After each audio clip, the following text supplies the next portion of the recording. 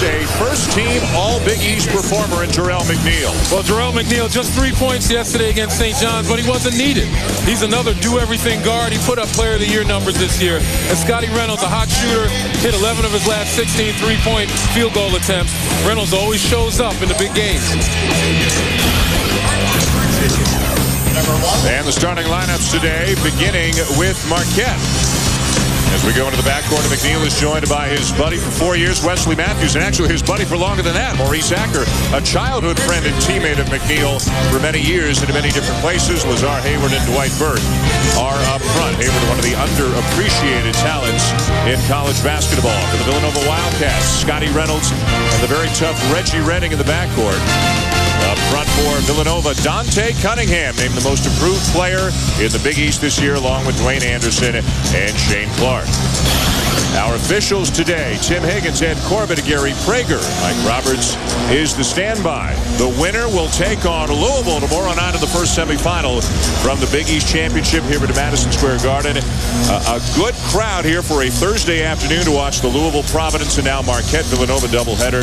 And things will continue to heat up tonight as Pitt plays West Virginia and UConn plays Syracuse. It sounds like a bracket deep into the NCAA tournament with this field that they have here in the Big East. Just a reflection of the competitive nature of the Big East this year. And, you know, these teams are legitimate. You know, they don't have the rankings in the national rankings for nothing. And Villanova, we talked about before, since 1951, this is the first 25-win season that they've had. And they haven't won a Big East championship since 1995. And certainly, you know, you look at Marquette, obviously, this is a team that hasn't won a title in any conference since 1997. Brent Buzz Williams, his first year as head coach of the Marquette Golden Eagles, taking over for Tom Crean, now with Indiana. And largely the same bunch put together by Coach Crean. Yeah, but he didn't mess it up. He didn't, that's right. And he took it a step further.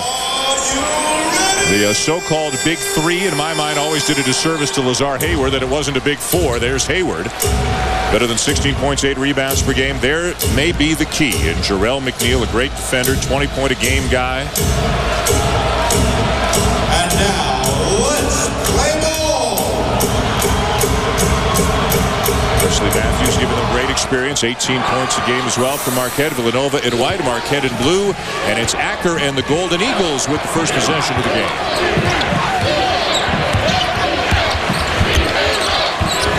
Acker had been a 12-minute-a-game guy off the bench for Marquette. Now over 30 minutes a game since the injury to James. And a quick steal by Reggie Redding. Again, Villanova is one of those teams that, you know, they don't have tremendous size, but they got size in the right places, particularly in the backcourt, make them a hard matchup. Marquette's got to realize they've got to play some defense. They gave up 102 points the last time these two teams met. They scored 84, but still. Matthews misses the wide-open three, eventually knocks it out of bounds off a Villanova player, so Marquette will retain possession. Villanova, the number 4 seed, Marquette, the number 5 seed here in the Big East Championship. There are a lot of talented, athletic guards between these two teams. McNeal a miss. And the rebound to Shane Clark. Villanova's actually bigger than Marquette. We've all come to think of Villanova as the team with Foy and Ray and Nardi and Lowry. They're not quite a 4-guard team. They've got some size, but Jay Wright still depends heavily on his guards. And we'll see a couple of good ones in Fisher and Stokes off the bench. What a job done by Jay Wright at Villanova, the Big East Coach of the Year this year. And as Len mentioned off the top, Villanova is peaking at the right time. This is a team that has beaten Pittsburgh this year, and this is a team that can play with anybody. Yeah, they demonstrated they can play different styles, and it all comes down to the cohesiveness inside, willingness of guys to play roles.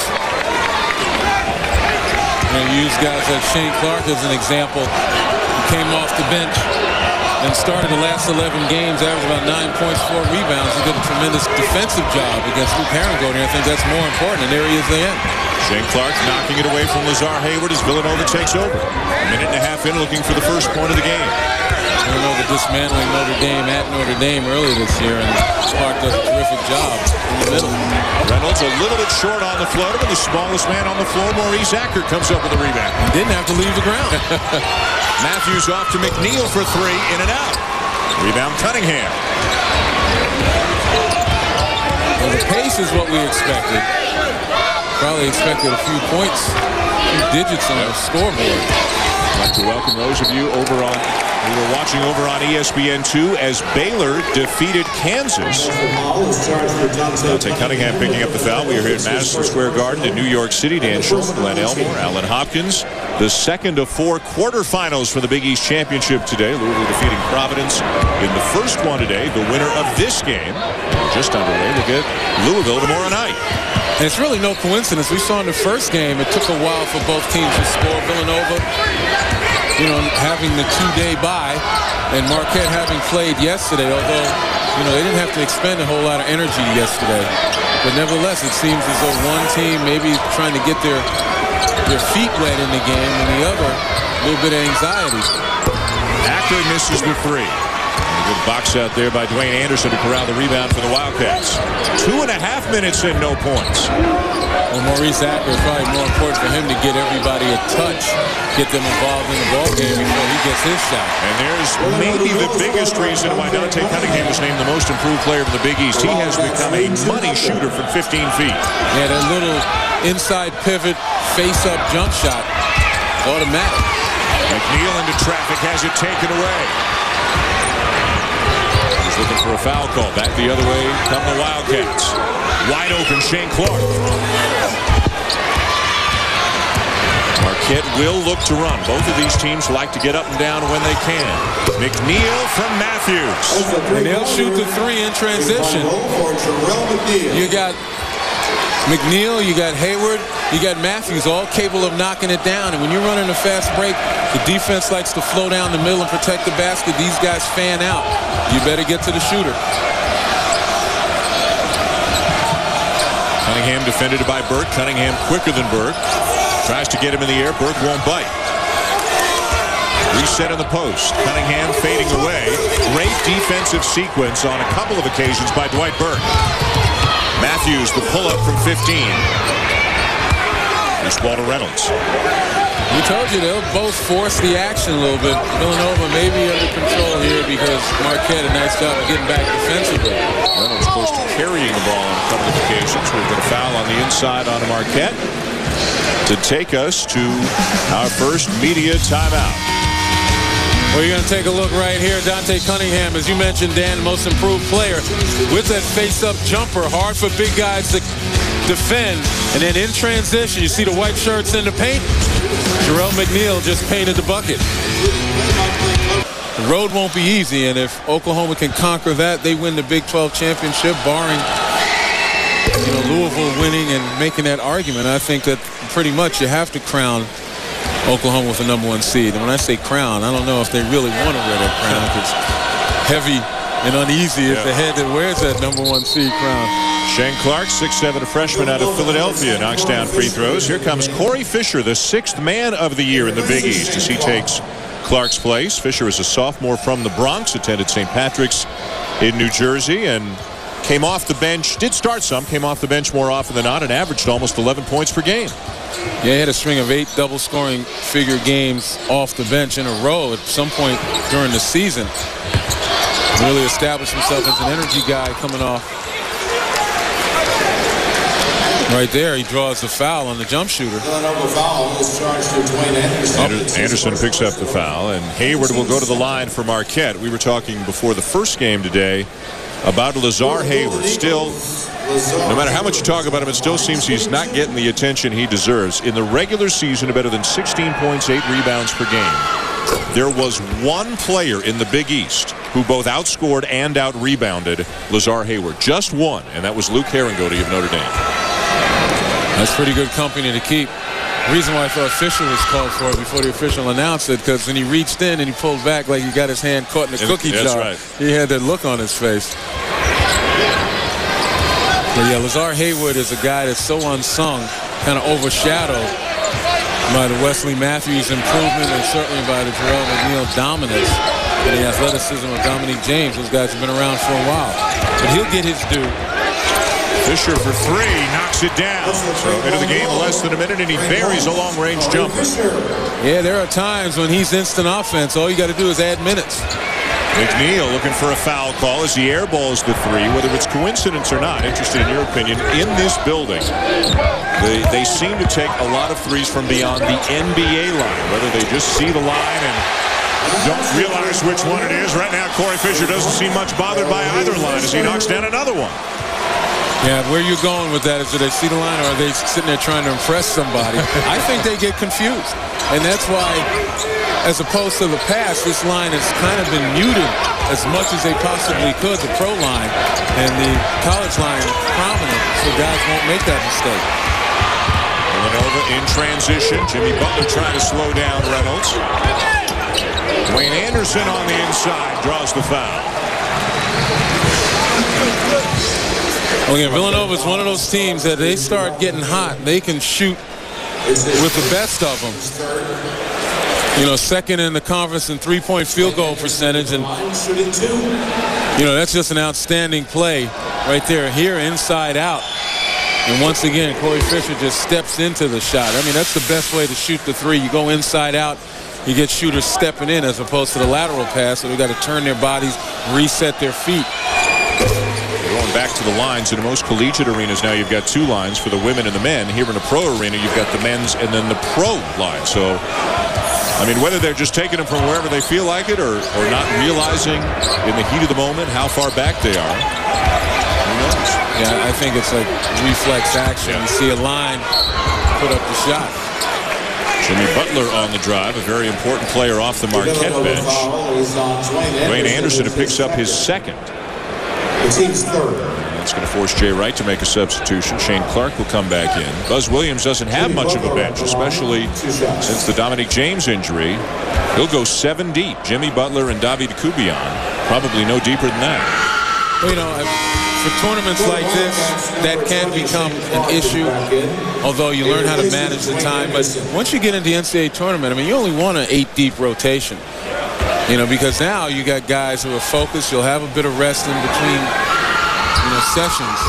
And it gives you an opportunity to really maximize the play of the individuals you put on the floor. You substitute too many guys, and you can't develop a rhythm. Had a chance to talk to Dominic James briefly before the game. He's keeping his chin up, trying to stay positive in spite of the fact his season and his collegiate career over. He came in with Jarrell McNeil, Wesley Matthews. They were looking to go out together, make a deep run into the NCAA tournament. Still a very talented team. What do the Golden Eagles miss without having Dominic James? Well, they certainly miss his athleticism and his experience. I mean, here's a guy that's been around 4 years as a starter. He's been both a scorer and a playmaker.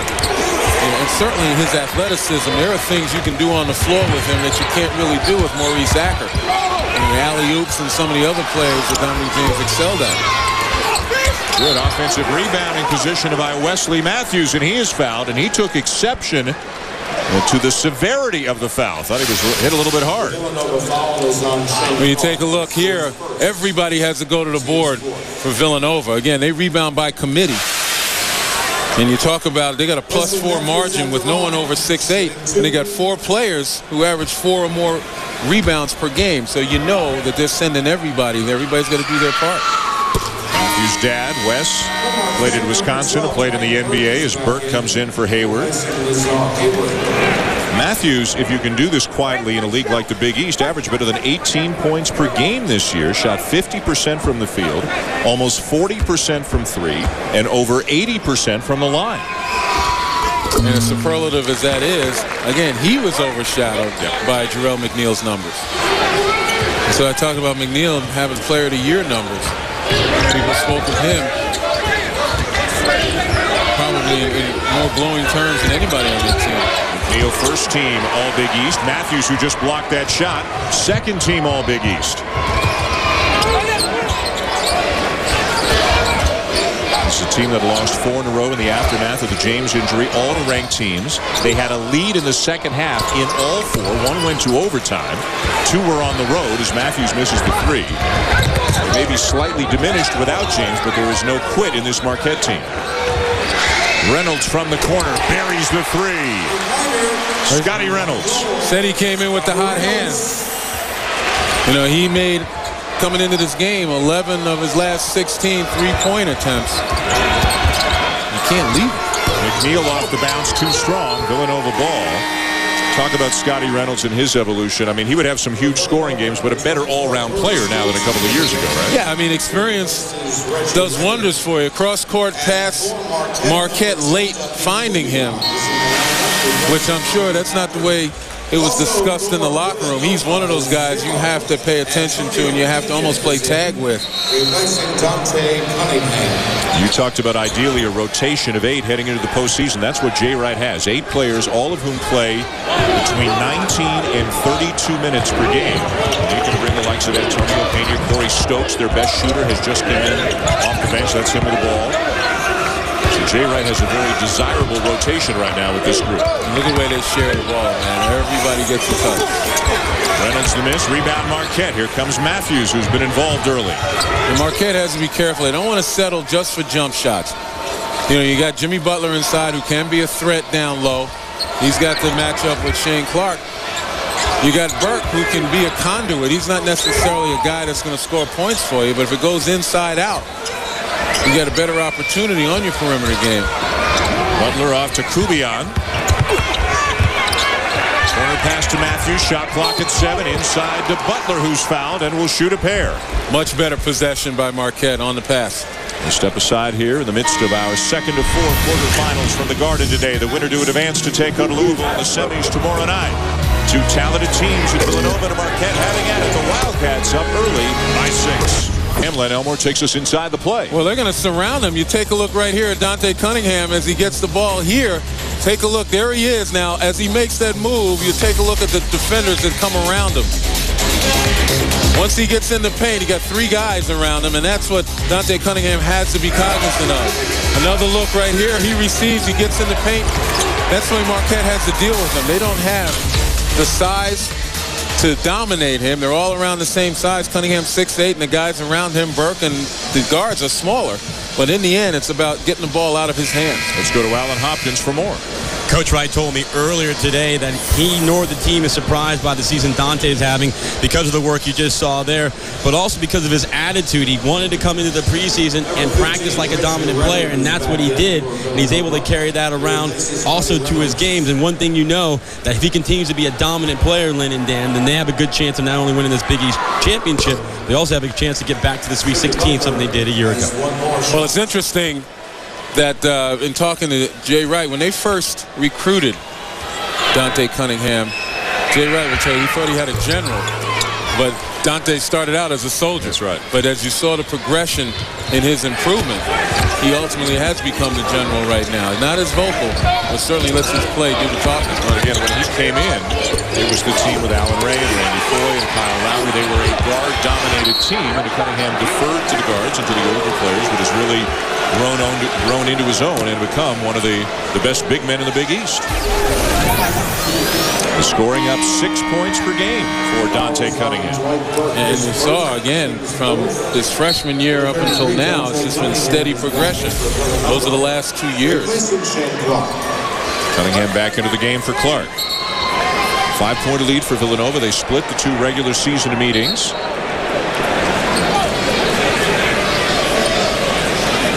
And if we had a technical foul assessed against Buzz Williams of Marquette.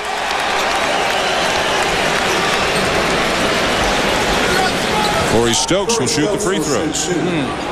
Buzz, usually a model of decorum. Looked like a choir boy right there after the tech was called. No complaints. Smile. It's March. It's the Big East Championship. Buzz Williams, who started off his coaching career as an assistant at Navarro Junior College in Texas, was at UT Arlington, Colorado State, among other places, an assistant to Billy Gillespie at Texas A&M, the head coach for 1 year at the University of New Orleans, an assistant for 1 year to Tom Crean at Marquette, and now the head man there. A workaholic.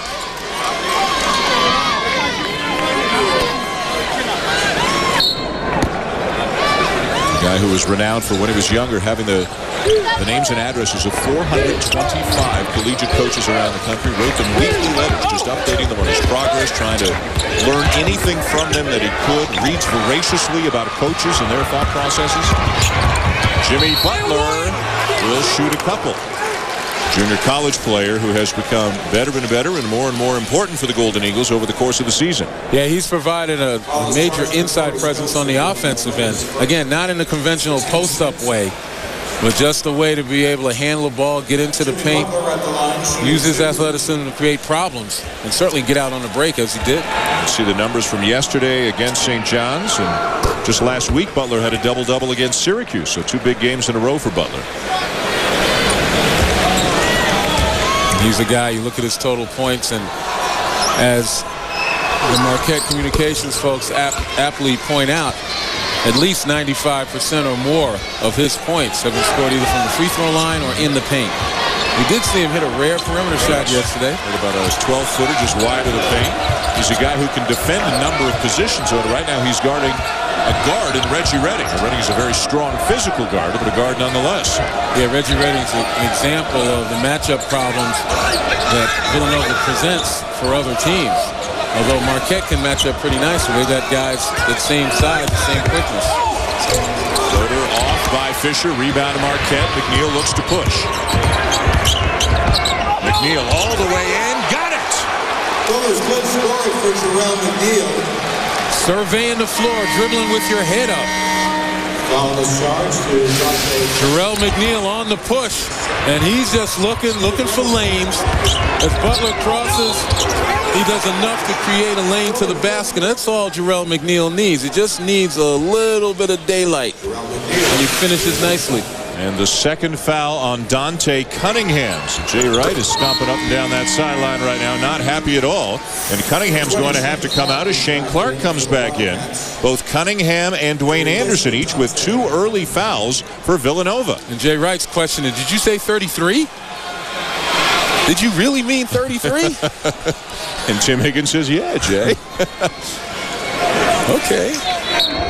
And Jay Wright going with the light-colored suit here for the daytime session at the Big East. Yeah, always sartorially resplendent. Yes, the lead down to 2 for Villanova, and some foul trouble and a turnover. McNeil coast to coast. 4 Golden Eagles to the glass, but they can't convert, and a run out for Scotty Reynolds. And he will go to the line. The foul on Dwight Burke. Well, we said at the beginning of the telecast, this one's going to go up and down, and the guys may not be, hitting with regular accuracy, but they are not shy about pushing it up the floor, getting the defense back on their heels, and then attacking. And that's exactly what Scotty Reynolds did. Well, the 2 teams, you're right about them not shooting very well, and the 2 teams have combined to shoot 21% so far. Marquette is 2 for 13. Villanova is 4 for 15. Sacker checks back in. Burke out after his second foul. So Marquette goes a lot smaller right now. They've got nobody over 6'6" in the game. I think the shooting percentages will change because both teams are getting after it. They're not settling for jump shots. Look at this, trying to get into the paint. Corey Stokes with the bucket. The Marquette bench wanted a charge. There was certainly contact there. Look at Lazar Hayward. He's got to turn and face Scotty Reynolds. Acker throws it away and then fouls Reynolds.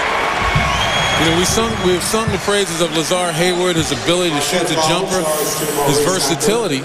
He didn't necessarily have to put it on the floor. Lazar Hayward at 6'6", Scotty Reynolds generously at 6'2". All he had to do is turn and face an opportunity to shoot that jump shot, and he gives up the ball. How about both teams over the limit midway through the first half? Kubian back in for Acker. Villanova's got, they might not have the tallest guards, but Reynolds and Fisher and Redding are strong and physical. This could be a tough game for Acker, and we may see more of Kubian than Acker. And Kubian actually scored his first points in about 2.5 months yesterday against St. John's. He had become a forgotten guy for Marquette, but with the injury to James, Kubian's back into the rotation and might be stepping up in importance here today. Yeah, I mean, you look at the guys on the floor. You look at Reggie Redding, you look at Corey Stokes, both of them listed at 6'5". Sometimes they play bigger than that. They have to play small forward positions, even in the power spots. That shows you the versatility. Right now, Shane Clark might be the power forward.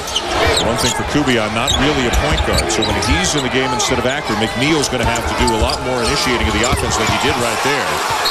And McNeil, and this is something that's been going on since James was hurt, maybe try to take a little more on himself without James, driving into the traffic a lot, and this kind of thing's been happening to him a fair bit. Well, you're right there. You see Jimmy Butler wide open coming in from the right of your screen, and out in the corner, David Kubian was open, but McNeil saw nothing but the rim. Kubian will initiate the offense. 7 on the shot clock. 3. Matthews 4-3. Villanova ball. Well, it seems like every time there's a rebound, somebody winds up on the deck. This has been physical. In and out for Reggie Redding. And Lazar Hayward called for the carry. He was just trying to avoid his own teammate, get the ball around his teammate, but Gary Prager says he got his hand under the ball, and that's a carry. Violation, it will be Villanova ball. I've seen this call made a lot of times, and you've seen it ignored. And in that situation, it would have been better off ignored simply because, again, his teammate, had he put it on the floor, he'd have hit it off his teammate. You see guys out here getting advantage and turning the ball over, hands getting underneath the ball, right out in front. Right there, Shane Clark just did it. And if you're going to call it, call it on a consistent basis. Redding baseline, loses it. And then Hayward throws it away. Just like the first game today, sloppy. Poor shooting, lots of turnovers. Poor shooting except for Corey Stokes. 44% from beyond the arc on the season. Villanova's on an 8-0 run, up by 10. Timeout, Marquette. And now Villanova is hot from beyond the arc. They've made 4 threes already, including this dead-on 3 from Corey Stokes. Well, again, it's been the turnovers that have hurt Marquette. And you speak about it, that's exactly where you miss Dominique James. Dominique James with a better than 2-to-1 assist-turnover ratio, almost 3-to-1. So he wasn't prone to turn the ball over and provided some leadership in the half court. Particularly when the offense breaks down and shot clock's running down, that's when you want your point guard to create for himself or others. And without a natural point guard out there, difficulty of Marquette running their offense. Matthews with a floater. And Marquette now 2 for 16 from the field. Almost all of their offense has come from the free throw line today, with their 10 of 11. Ball moving by the Wildcats. Good position inside. Antonio Pena with the finish. That was Antonio Pena. And the lead is 12. A 10-0 run right now for Villanova. And Maurice Acker, the natural point guard who's replaced Dominique James with foul trouble, so he's not an option right now with 2 fouls. McNeil with the crossover, trying to shake Reynolds, who stays with him. Good help there by Fisher. McNeil unable to get on track so far today. Villanova doing a nice job on the spins. You know, they're taking the position. And as soon as Jerome McNeil spins, there's a white shirt in his head. That was a carry right there. Right, yeah. And Reynolds will draw the foul and head to the free throw line. Timeout on the floor. Villanova up a dozen on the Golden Eagles here in our second quarter final. And that's what I mean by the breakdown of the offense. You got to have a floor leader out there, somebody who's going to be able to distribute and create for other folks. Jerome McNeil, a terrific substitute, but you know his mentality is score.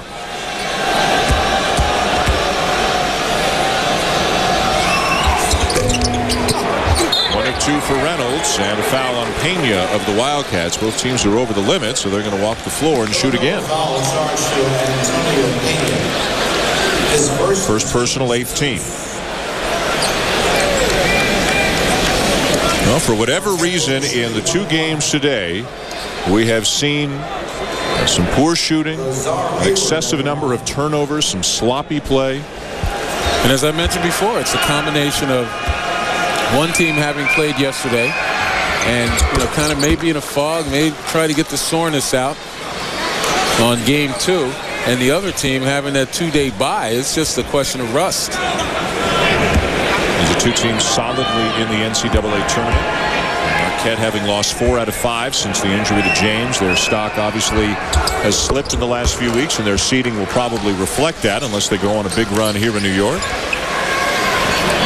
Well, if you're wondering what to play for, obviously Marquette trying to gain some momentum instead of limping into the NCAA tournament. You know, that win against St. John stopped a 4-game losing streak. And if you're Villanova, we haven't won the Big East Championship since 1995, and you got a team that's capable of doing it. Kind of the sleeper contender that nobody's talking about here is McNeil spins again. This time draws the foul, and he hits the deck hard.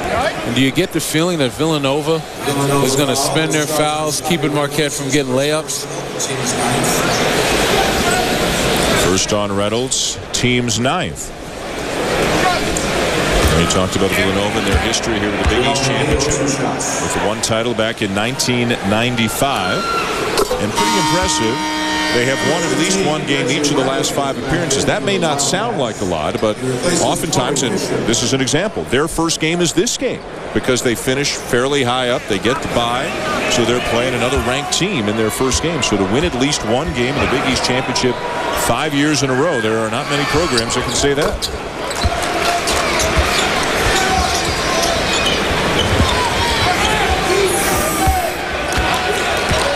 Shooting for Marquette, 2 for 17. They're attacking though, and that's why they're at least within striking distance. 9 points because they get to the free throw line. Nice pass. Reggie Redding and the extra pass. Shane Clark, and he's fouled. Great ball movement by the Wildcats. I mean, again, that's why they're so tough. They're so methodical, no rush. Move the ball, try to hit the open man. I mean, it's not to say that they haven't been undisciplined at times, but right now this is a team that knows how to win. Second foul on McNeil. You look at the postseason. 19, 2 of 18 from the field. Conversely, Scotty Reynolds doing it with economy. 4 of 8 from the field. He's done it on defense. Obviously, he's also gotten it done from beyond the arc.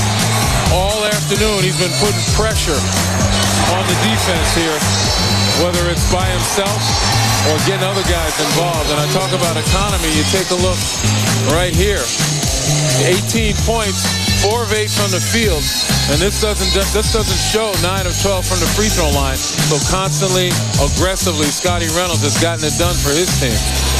You mentioned McNeil and Matthews, a combined 2 for 18 from the floor. Marquette is a team 5 for 24, 21% from the floor, and facing an uphill battle to say the least. Down 16, the Golden Eagles are. So we begin the second half. The winner takes on Louisville in a semifinal tomorrow night. 2 more quarters tonight. Pitt and West Virginia, Connecticut and Syracuse, 7 and 9 here on ESPN. And if it wasn't for the free throw line where Marquette has outshot Villanova 12 of 19 as opposed to 11 of 17, Marquette might be waving the red flag, the white flag. A foul-filled affair with 25 fouls, 43 free throw attempts in the first half. And keep in mind, Jarrell McNeil begins the second half with 3 personals. Dante Cunningham, a quiet first half. Shane Clark had it, diving for it, still loose. Great effort by both teams. It will belong to the Wildcats as we go to Allen Hopkins.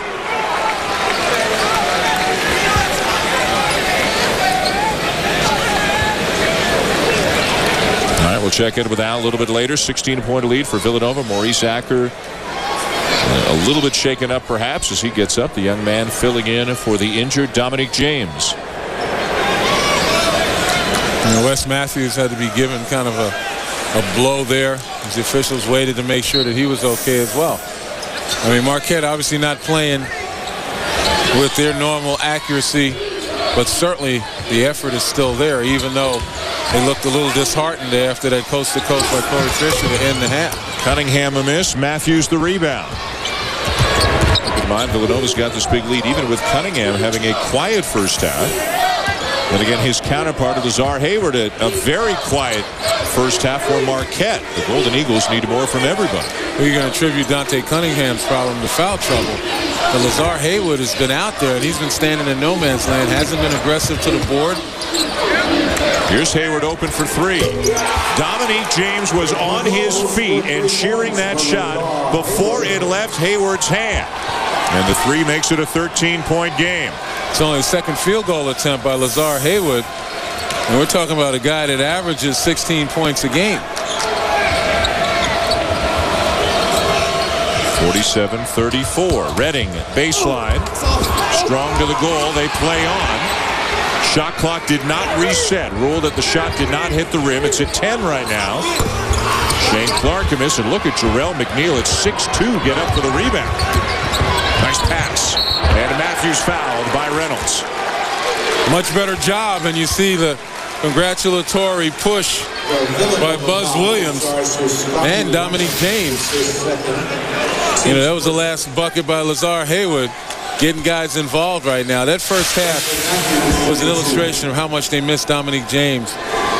You know, the lack of leadership, and not, you know, through intent, but certainly a lack of leadership because Dominique James is the leader of this team. Him not being on the floor, you see many times Marquette kind of look confused offensively.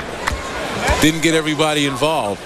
Seems to be a newfound effort right now to start putting pressure on the Villanova defense. Corey Fisher back into the game at a nice first half for the Wildcats. Let's try again with Alan Hopkins. Alan? Yes, I'm back. Some technical difficulties. Coach Buzz Williams not happy with the fact that they got more fouls this half than any other point in the previous 33 games. He said mainly because they're not doing a good job of guarding the bounce, and their transition defense has been very poor. I also talked to Dominique James, who said the locker room was very upbeat. He said he told the guys it's a long game. Let's come out and play hard, and we'll be back in this game. He said, mark my words. All right, well, they got to defend the back screen and the alley-oop a little bit better if they're going to get back in this game. And they've got to be a little more assertive, even though they've gotten to the free throw line a number of times. It just tells you that even more so, if they start putting the ball on the floor, drawing defenders and kicking the guys, that they're going to have much more success. Hayward made a three. They missed badly on that last attempt. It's a 13-point lead for Villanova early in the second half. Corey Fisher, the sixth man of the year in the Big East. This was announced a couple of days ago. Had 8 points in the first half. Cunningham. That pass off the knee of Reading, and then Reading is called for the personal.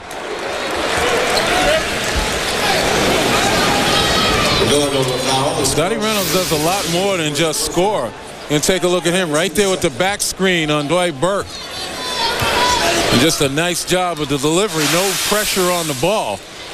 But Scotty Reynolds more than just a scorer. And we've seen him play pretty tight defense as well, making it difficult for Jarrell McNeil. Maurice Acker turns the corner. Nice feed into the corner. A wide open McNeil. So Hayward has hit a three. McNeil has hit a three. And Marquette is back within 10. Both of them off penetration, putting more pressure on the defense. That's when the Golden Eagles are at their best, when they penetrate and kick to a teammate instead of trying to take it all the way themselves. Reynolds misses. Rebound, Golden Eagles.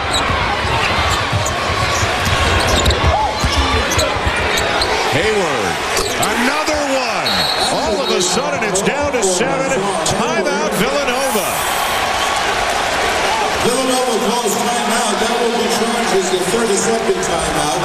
Well, you heard Alan tell us the guarantee from Dominique James. He's turning into Nostradamus as Marquette starts to play with each other.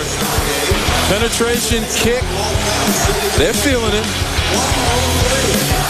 Marquette has outscored Villanova 11-2 to begin the...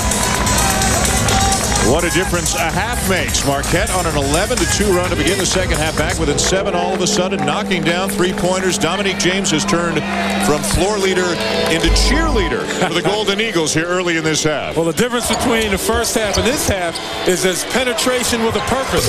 As you see Maurice Acker penetrate and look for shooters. In the first half, Jarrell McNeil was the guy who was penetrating, but his head was down. He's trying to make it happen. Marquette's playing with each other, and that's what's putting pressure on the Villanova defense. 2 threes in the first half for Marquette, 3 already here on the second half, and good on Dominique James. He's engaged, he's involved, he's injured, he's done for the year. His Marquette career is over, but look at how into this he is, and he's taken on almost an assistant coach role with Maurice Acker, trying to guide Acker here as his replacement at the point. Well, it's a testament to the closeness of this team. We've heard Dominique James often refer to this team as his family, and you obviously don't desert your family at a time when they're most in need of whatever it is that you can give him. You can't give him the leadership between the lines, but he can certainly exert some leadership on the sideline. Fisher on the penetration. Beautiful feed to Reading, and Villanova doing to Marquette just what Marquette had been doing to them. Penetrate and find the open man. And that's a nicely developed play coming out of the timeout. Hayward with Reynolds on him out on the perimeter right now. They're not posting up Hayward at all.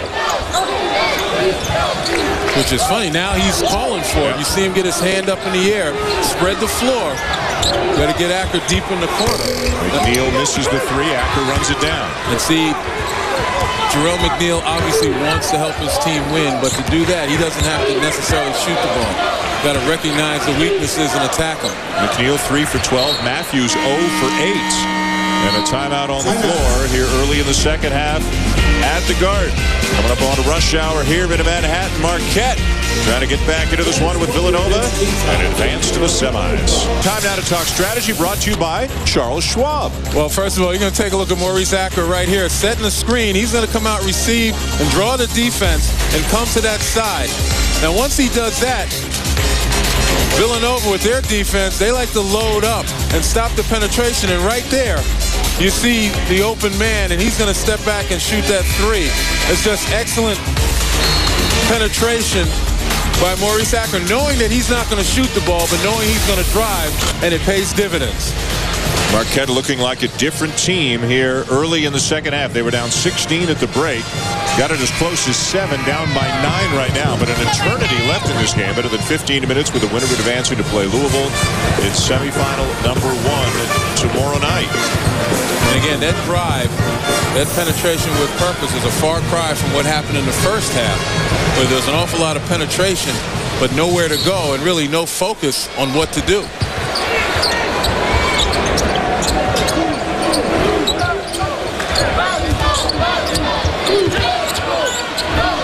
Hayward into Burke. And the foul on Fisher will send Dwight Burke to the line for a couple. And you got to appreciate the patience by Burke in sorting out the defense and getting the ball up on the board, but the big fella's got to finish. Take a look right here. Hayward sets the pick. He gets open. Some contact right there. Burke goes with the left hand on the little fella. You got to be able to take the guard and the ball straight to the basket. 3 on Fisher. Dwight Burke's mom loving that as Burke knocks down the free throw. Stokes back in for Fisher. Burke, not a big offensive guy, averages about 3 points per game. Of all the regular starters in the Big East, of the 80 of them, he has the lowest scoring average. But he's in there for size, rebounding, defense. And right down there, a 49% free throw shooter knocks them both down. Marquette fans starting to make a little bit more noise. The Golden Eagles have crept within 7. Despite of McNeil and Matthews being 3 for 20 combined, they are only down by 7.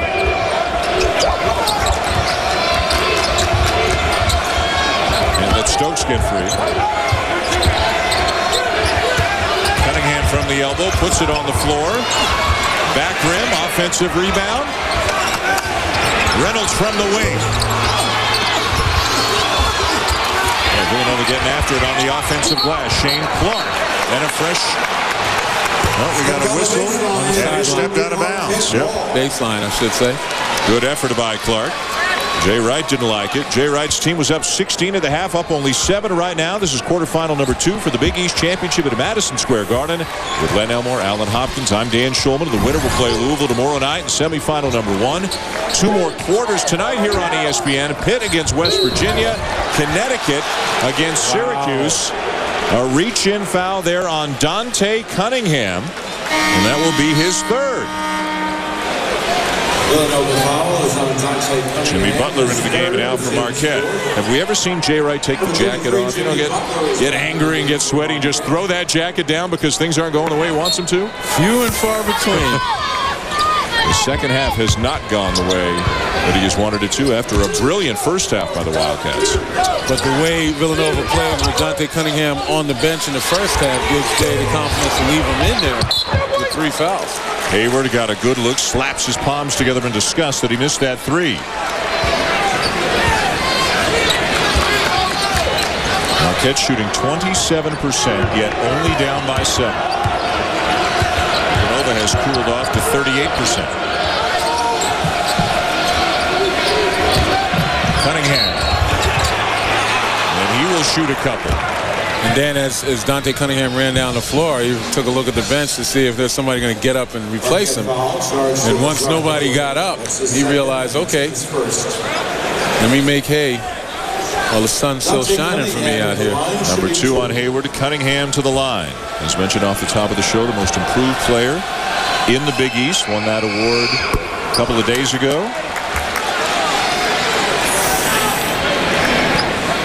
48 free throws already between these two teams. Both teams were over the limit at the midway point of the first half.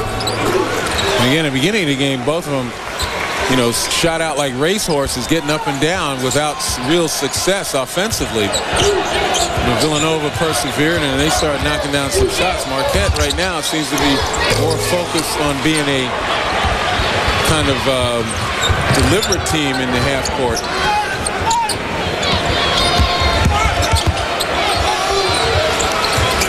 Foot jumper, a little bit strong by Cunningham. Rebound to Matthews, and back come the Golden Eagles. Well, they'll pick their spots when they run. And another foul. Stokes, I believe. Jay Wright's frustration continues to grow with the way things have turned on his team here in the second half. Louisville, an 18-point winner over Providence earlier today. Earl Clark, 24. Samardo Samuels, 22. The Cardinals to play the winner of this one tomorrow night, 7 Eastern.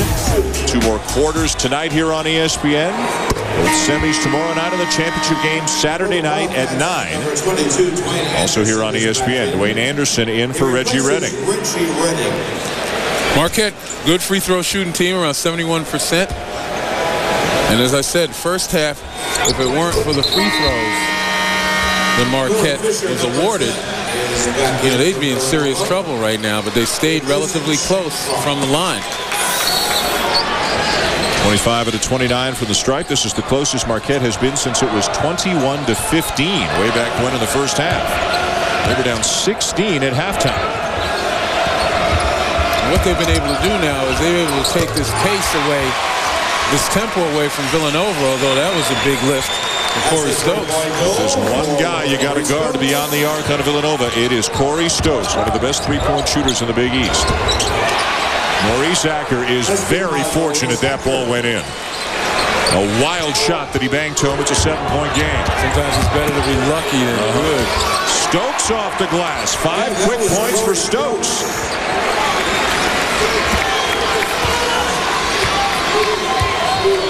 Now Acker will slow it down. Buzz Williams hollering out a play from the sideline. Matthews looking to get on track. Switches hands, doesn't get the roll. Nice move, too bad he couldn't finish it. Stokes again.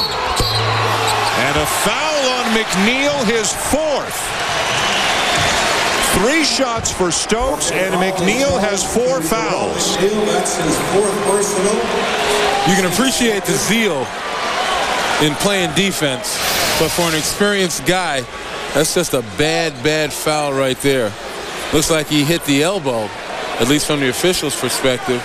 We'll get a better look right here. I think Ed Corbett signaled to McNeil that he kind of tapped him on the face. And on the face? Yeah, and it is the foul is part in the act of shooting, even if the ball has already been released before the player comes back down to the floor. So even though the ball is gone, that's in the act of shooting.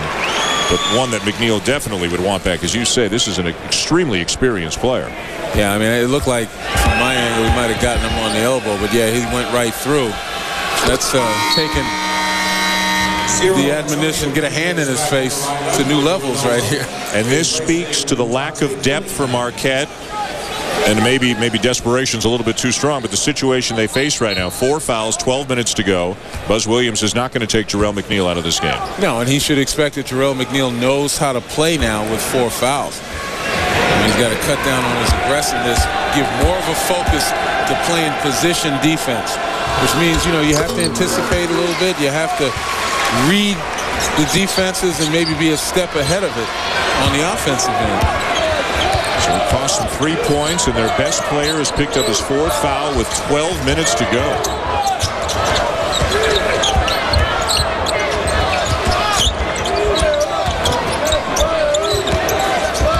Villanova recovering very quickly. And Marquette not able to get good looks, and then around Reaching around is Antonio Pena to pick up the foul.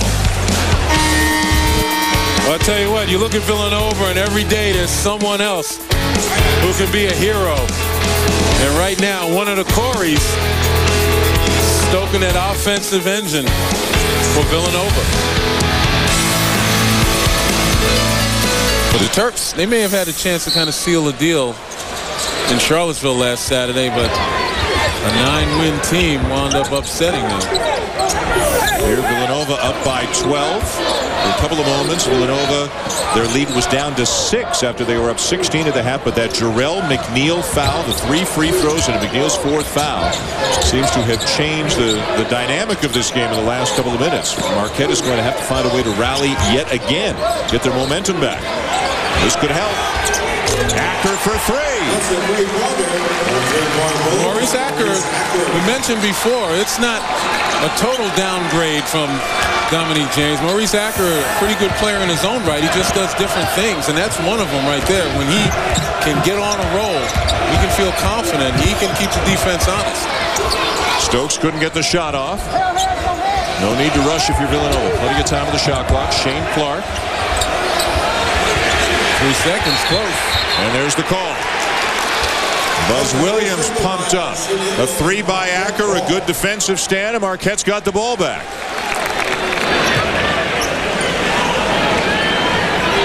Jay Wright growing more concerned over on his sideline. He's going to send Dante Cunningham back into the game with the next opportunity. A ton of time left in this game as Marquette tries to rally.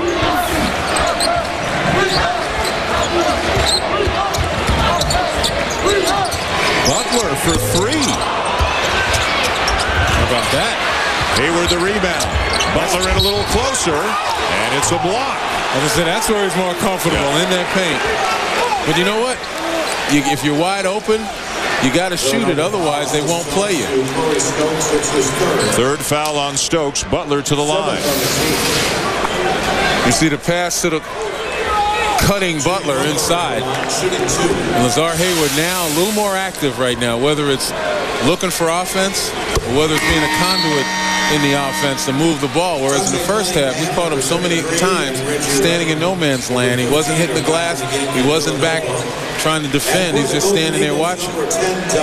Cunningham and Redding back in for Villanova. Kubion is in for Marquette. A ton of fouls, a ton of free throw attempts. With all these whistles and stoppages, the clock's not moving very quickly. If you're Jay Wright, you probably look it up and say, man, that clock's not going anywhere. Better than 10 minutes to go, and the lead is down to 7.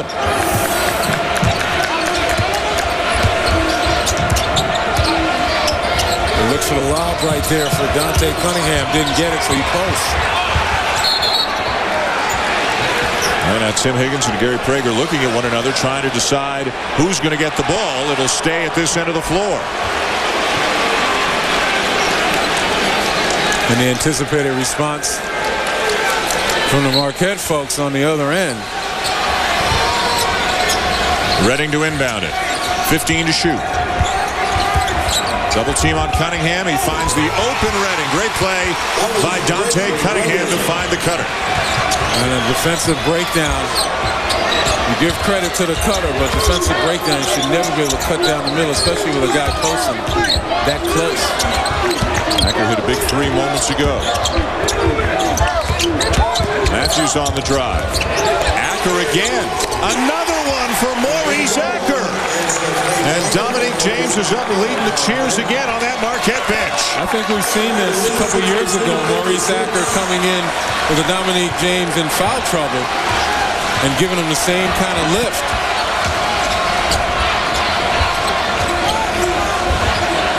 This is Maurice Acker's moment of filling in for the injured Dominique James. He has become a starter and a 30-minute-a-game guy with James out.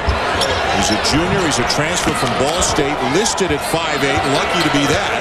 And he's knocked down 2 huge threes. In and out for Fisher. Back come the Golden Eagles, looking to get as close as they've been since early in the first half. We talked about Maurice Acker. All he needs is to develop some comfort. Pretty good point guard. Hayward over Cunningham. Villanova ball. I mean, Hayward in spurts has looked like himself, and in other times he looks totally lost. In that one, he looked lost. At the other end, a long two for Corey Stokes, making shot after shot for Villanova. Marquette calls timeout. Buzz Williams getting on David Kubian, whose responsibility was Stokes on that last possession. 17 points for Stokes off the Wildcats bench. Villanova's lead is back to 8 in our second of 4 quarterfinals today for the Big East Championship. Louisville by 18 over Providence earlier today. Pitt, West Virginia, Connecticut, and Syracuse tonight. Syracuse beat Seton Hall last night at West Virginia over Notre Dame. And I guess at the end of the day, people talked in this league all season long about Georgetown and Notre Dame. Tough parts of their schedule, better than their record. I guess at the end of the day, you are what you are. And for Georgetown and Notre Dame, that's NIT teams this year. That's right. You are what your record says you are. Those teams, though, they started off with a bang. And, it kept a loss or two.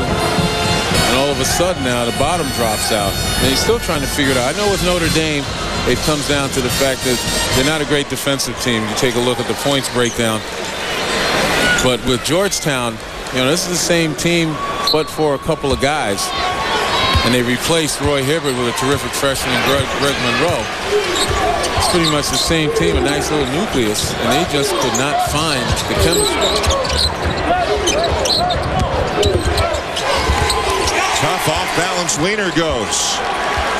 Jimmy Butler with a basket. And Marquette and Villanova now trading baskets back and forth. Still better than 8 minutes to go.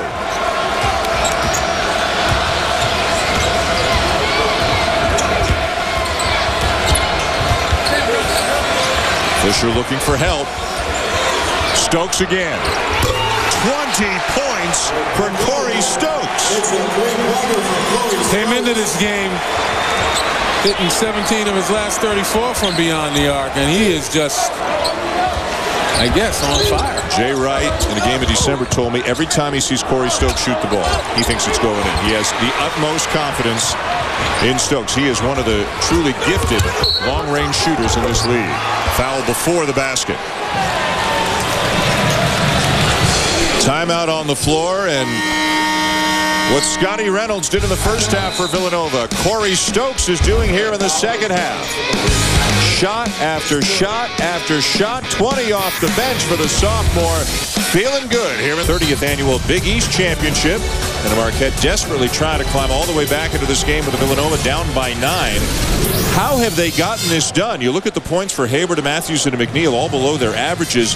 But the field goal shooting is really what jumps out at you. The three guys are 5 for 28 from the field in this game. Now they're getting to the line and they're hitting their free throws. And it's the free throw line, plus some contributions from the likes of Jimmy Butler and Maurice Acker, really keeping the Golden Eagles in this game. Yeah, in the first half, it appeared as though Villanova was intent on fouling and not giving up layups as Marquette tried to penetrate and try to get high percentage shots. And that's gotten Jarrell McNeil in some foul trouble. And as well as just kind of dampened the confidence. But look at the guys coming off the bench, particularly Acker and Butler. They've given Marquette a huge lift. And that's really what it comes down to. It's not so much McNeil and Matthews and Hayward have to pick up and do beyond what they're doing. It's the guys coming off the bench in replacement that have to step up. Cunningham with a turnaround, rebound Hayward, a guy who has stepped it up off the bench for Villanova. Corey Stokes has been the big second half story with 20 for the Wildcats. That is the first field goal of the game for Wesley Matthews. And he's got it down to 7, under 7 to go here at the Garden. Position inside, Cunningham the kick. Fisher. Hayward runs down the rebound. McNeil with a stop and go. Inside, the reverse, no. Again, McNeil has been more successful today when he has initiated the offense, started that move, and then found an open teammate. Boy, they're letting him play. And the easy bucket on the inside for Shane Clark. Yeah, there are a couple of instances that could have been interpreted as trips, as bumps, knocking the ball handler down on the floor.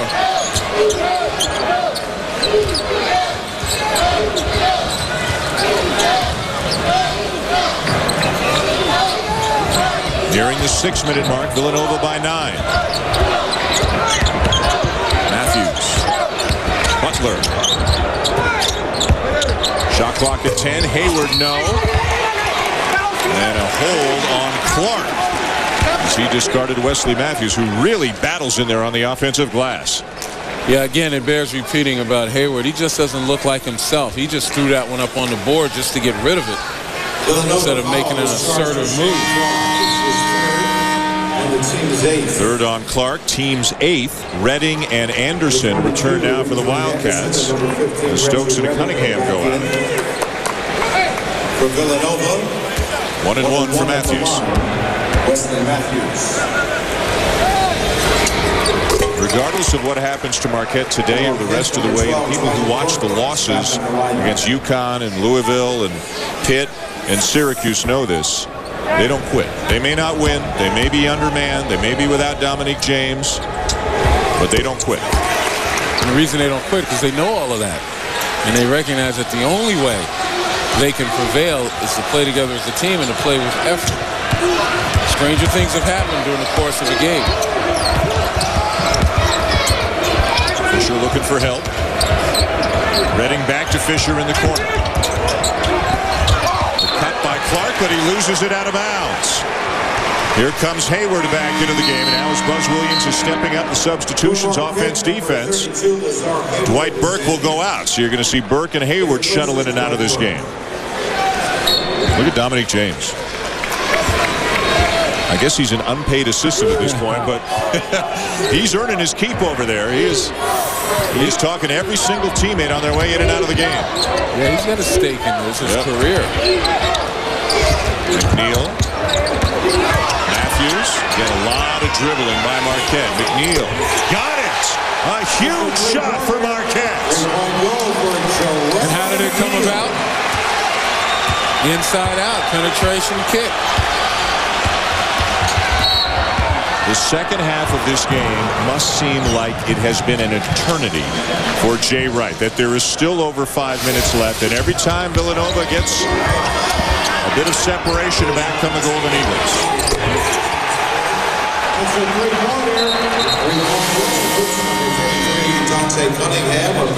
Here comes Burke, here comes Kubion. Out go Hayward, out go Acker.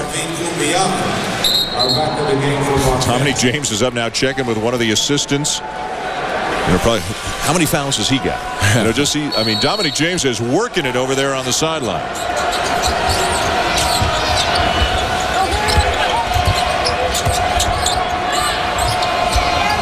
Quiet day for Dwayne Anderson.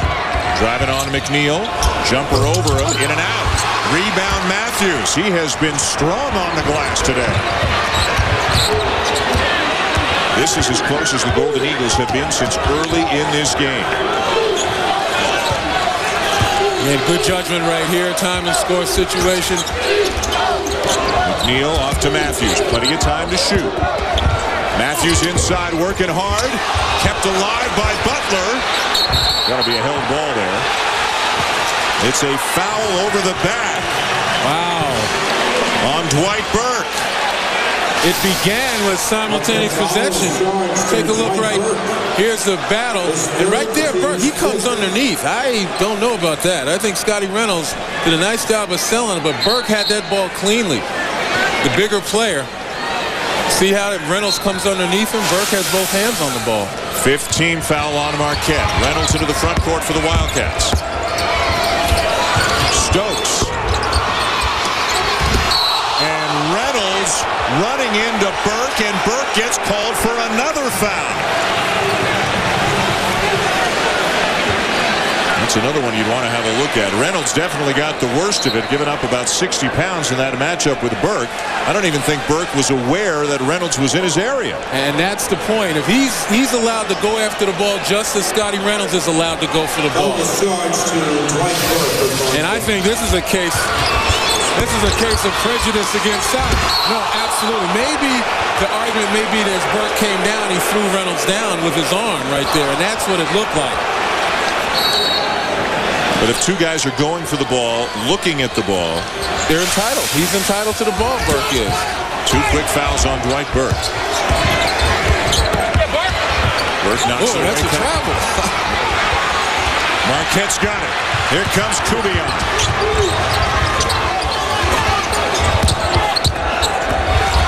Good defense. Stokes got his hands in there, and now a foul going against Cunningham. Number 4 on Dante Cunningham will send the Golden Eagles to the line.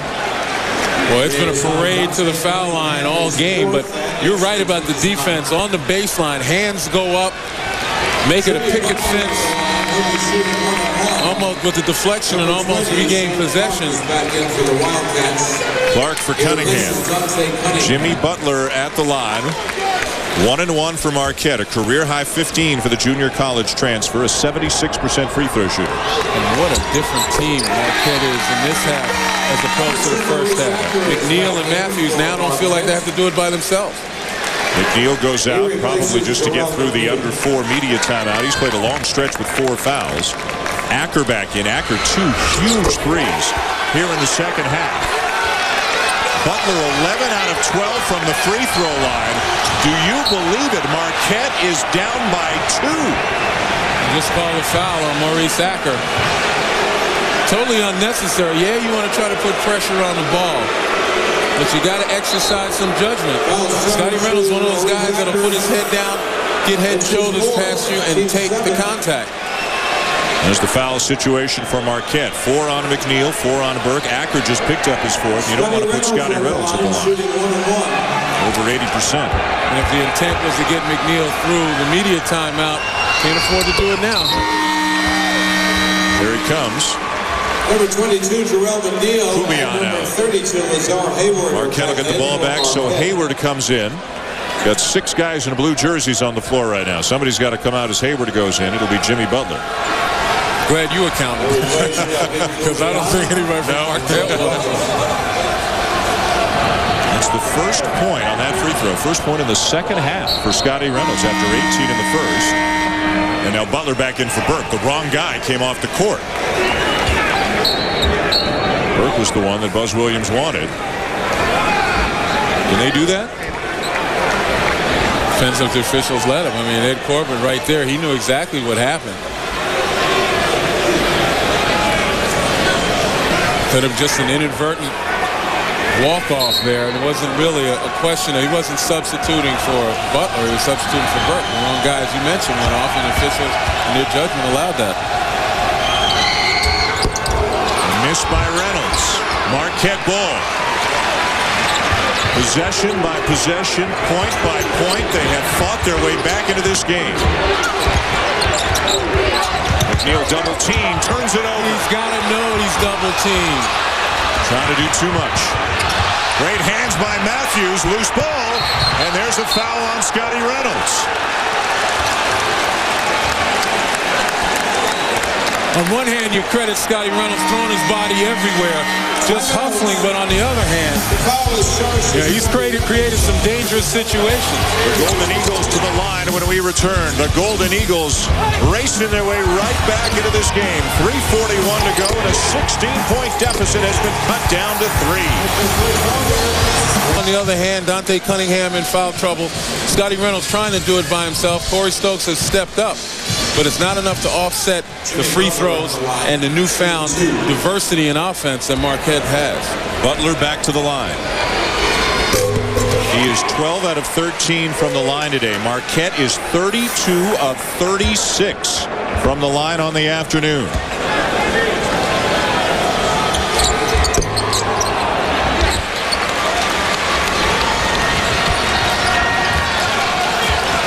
Three and a half to go.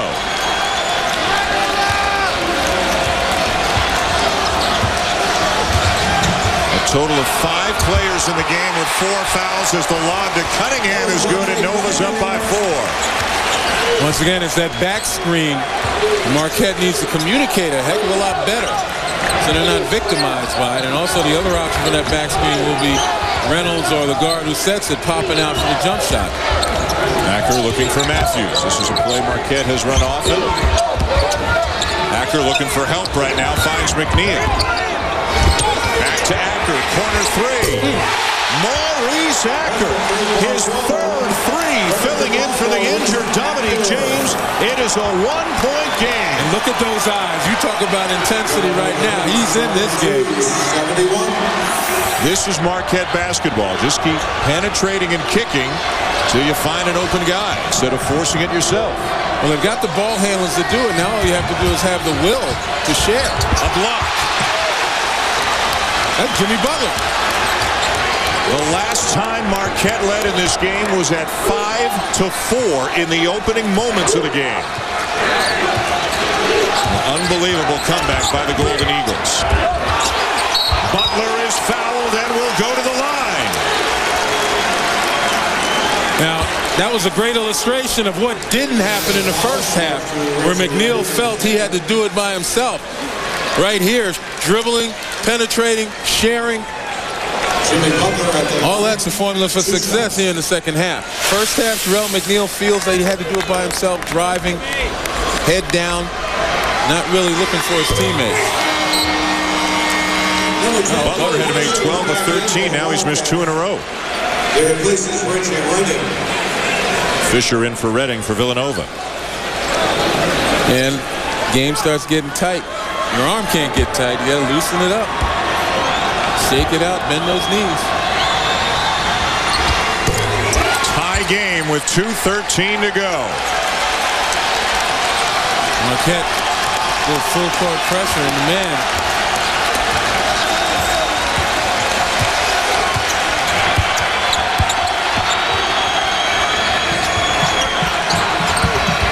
Reynolds with a quick step into the chest of McNeil, who's playing with 4 fouls. Reynolds gives Villanova the lead. 74-72. On details, you got to take the baseline away. Scotty Reynolds right-handed. Baseline's on his right hand. You got to take that away, make him handle with his left. Hayward for 3. Marquette takes the lead.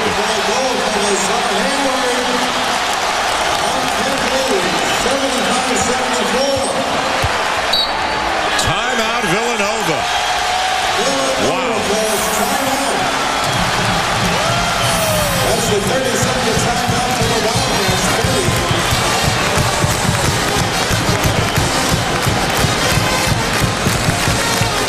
Marquette Len has now made 8 of 12 threes here in the second half. Well, again, it still comes down to penetrating, going towards the basket. Villanova well-schooled at trying to close lanes and help because they don't have the shot blockers. But what that does forces the defense to retreat. And now you got spot-up shooters. And Lazar Hayward, he wasn't there when they needed him in the first half. But he's on time now. He sure is. Double bonus for Marquette the rest of the way. The Golden Eagles have the arrow. Again, there are a number of players in foul trouble right now. A number of players with 4. What a difference a half makes for Marquette. 2 of 12 from beyond the arc of the first half. 8 of 12 in the second half. McNeil has hit. Hayward has hit. Acker has hit. Can't say enough about Acker and Butler and what they have done for the Golden Eagles' cause. Yeah, they've stepped up. And they've literally forced Matthews and McNeil to play with him. Reynolds trying to get away from Matthews. Tough off-balance shot. Terrific defense. Yep. Matthews with the size and the foot quickness to stay with Scotty Reynolds. And Reynolds couldn't make it to the basket and obviously couldn't shoot over Matthews at 6'5". So Marquette improbably with the ball and the lead with 1 minute to go in this game. Down 16 at the half. McNeil's had 4 fouls forever. They couldn't hit a shot.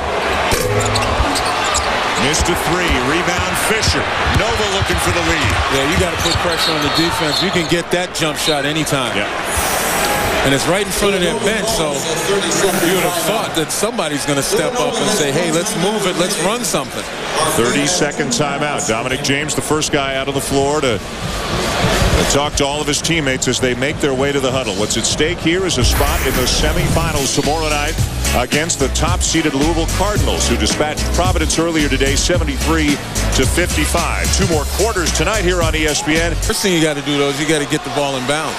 You got to believe that Reynolds and McNeil will be the primary ball handlers. Each of them has made some great decisions today. Each of them has forced some shots today. Here is Reynolds. You got plenty of time to get some ball movement, but again, a back screen to get an easy shot. Stokes puts it on the floor, and he travels. That's a traveling violation. Wow. And Jay Wright is going to use his last timeout. And here we go, talking about playing to your strengths. What's Corey Stokes' strength? Shooting the three, not putting it on the floor. That's a full timeout for Villanova. It's their final. The last timeout for Villanova. Marquette's got the ball and the arrow and 2 timeouts and the lead with 40 seconds to go. You talk about swimming upstream all afternoon long. That's what the Golden Eagles have been doing. But they've got it in their sights right now if they can execute. And that's what would make this win so magnificent. Not the fact that you got a 5 seed beating a 4 if in fact it comes to pass. But look at the adversity Marquette has faced, not only with the loss of Dominique James, but playing in this ball game where they just seem to be sputtering in the first half. Yeah, again, their big three, their healthy big three, McNeil, Matthews, and Hayward, are 8 for 35 from the floor, and they are winning this game right now. This would be the largest halftime deficit ever overcome in the 30-year history of the Big East Championship if Marquette could win this game.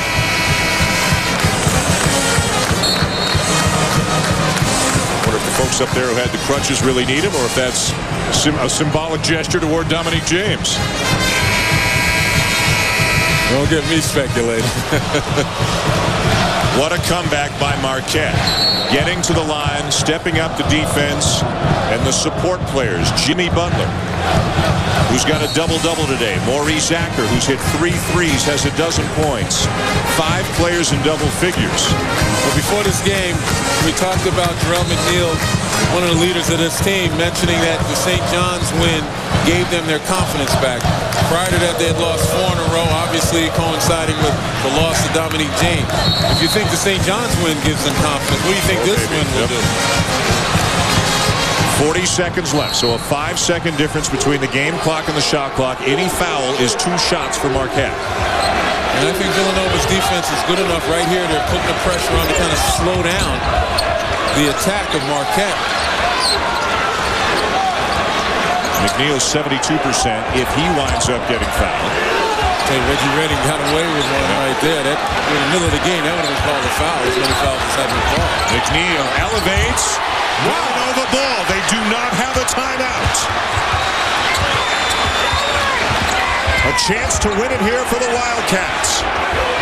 Redding's got to be careful. He pushed off once. Acker face guarding Reynolds. Dwayne Anderson. And Villanova wins.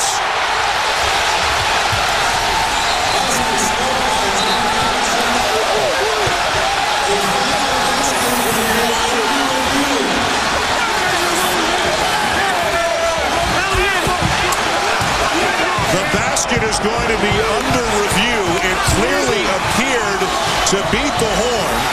Dwayne Anderson getting 3 under the bucket. It rolled around on the rim and dropped in, and Villanova has apparently won 76-75. What a sequence. The basket is under review.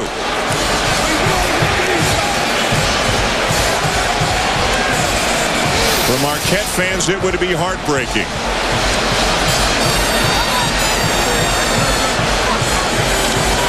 Out of his hand with about .8. Plenty of time. Yep. You know, there's a little bit of a push-off with the hand. The officials call that probably incidental contact, but nice drive by Redding right there, and the dump to Dwayne Anderson. The drive really made the play right there. As you see, Jarrell McNeil, one of the top defenders in the league, just focused on the ball and forgot about his man. You take a look right here. He was lost. Dwayne Anderson gets the basket. The basket is good. Villanova wins 76-75 in a thrilling quarterfinal game to advance to tomorrow night's semifinal against Louisville.